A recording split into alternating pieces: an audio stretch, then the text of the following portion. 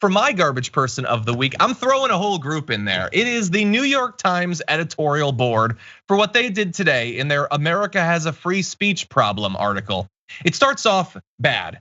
For all the tolerance and enlightenment that modern society claims, Americans are losing hold of a fundamental right as citizens of a free country. The right to speak their minds and voice their opinions in public without fear of being shamed or shunned. I get that they're all professionals who get paid a lot to do that job. They're far more reputable than me, but that is such a massive misread of what freedom of speech is.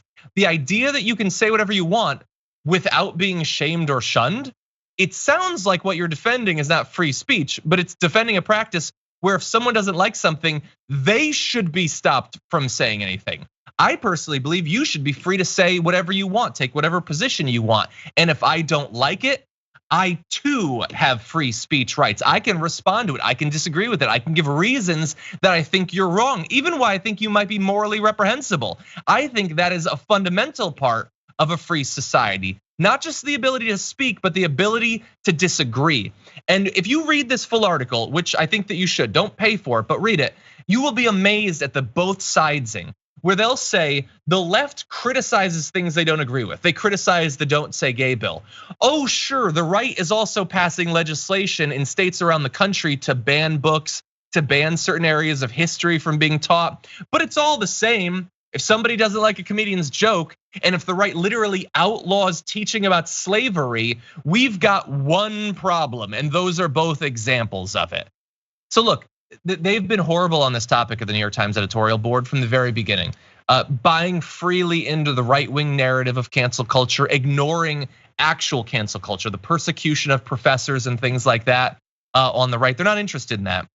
This both sidesing does no good to an actual productive conversation about free speech. It is so 100% slanted to the right that the editorial board would slide off the table at that point. I'm just so sick of it, Brett. Well, also bad, our community garbage persons of the week. In fact, we have 5. In this case, 42,000 of you voted. That is an amazing group. And here are your top 5. Coming at number 5 with 3% of the vote is Elon Musk for challenging Putin to single combat. It's a funny one. Tied for number 3 and number 4 at 6%. You have House Republicans for voting against education on AAPI history. Again, if you New York Times editorial board, maybe look into it. And the Wisconsin dentist for damaging his patient's teeth for profit. Oh, that makes my teeth ache to read about it. Number 2 this week with 19% of the vote is Joe Manchin for playing on his iPad while Zelensky pleads for help, but it's not even close. Your garbage person of the week with 66% of the vote is Tucker Carlson for spreading pro-Russian propaganda. And that's like a nice way to frame what he's been doing over the past couple of months. But thank you to the 42,000 of you who voted.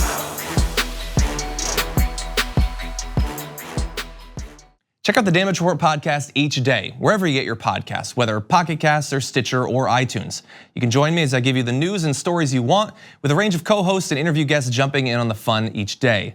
Again, that's the Damage Report, wherever you get your podcasts. And if you get them at iTunes, don't forget to rate and review. Sometimes I'll read them live on the show.